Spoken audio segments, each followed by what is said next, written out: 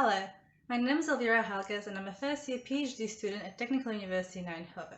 Today I'll be presenting a systematic review on behalf of our research group.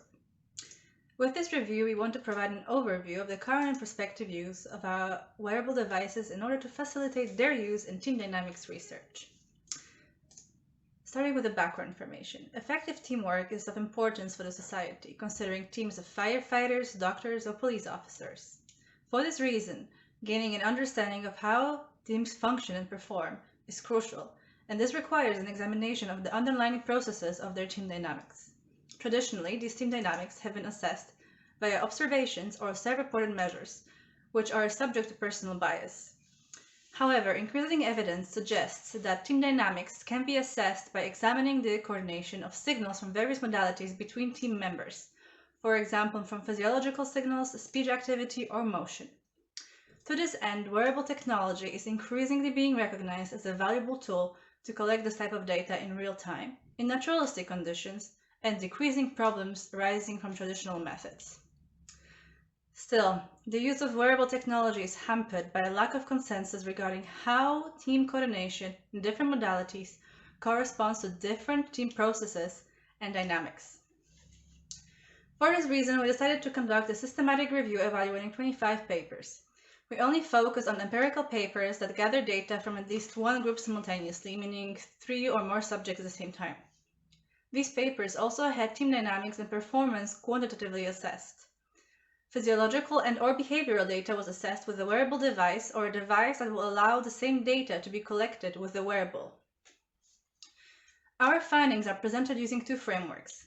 First, we map how team dynamics and coordination dynamics relate to team processes and states based on a modified version of the input mediators output input framework.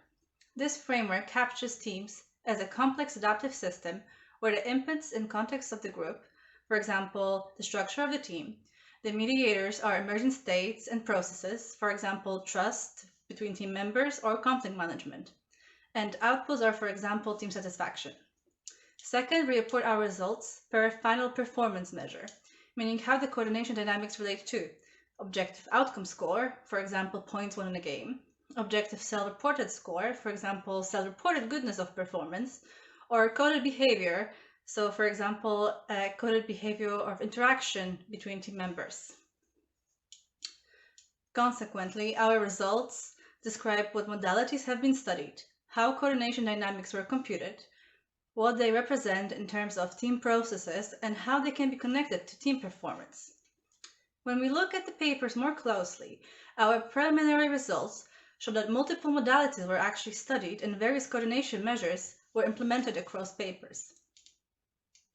More precisely, for example, in terms of input measures, we had 2 papers that look specifically at the number of group members, whereas others looked, for example, at group composition or group context. Additionally, they were related to a different coordination measure derived from a different modality. And even when the modality was the same, the coordination measure would be different. Similarly, if the input or the modality was the same, the assessment method might have been different. Similar pattern followed for the mediators and outputs and performance measure. Consequently, our review resulted in a quite diverse set of papers that look at multiple relationships. Most importantly, we conclude that the future research will benefit from establishing more unified and comparable ways of assessing team coordination dynamics. Thank you, and feel free to get in touch.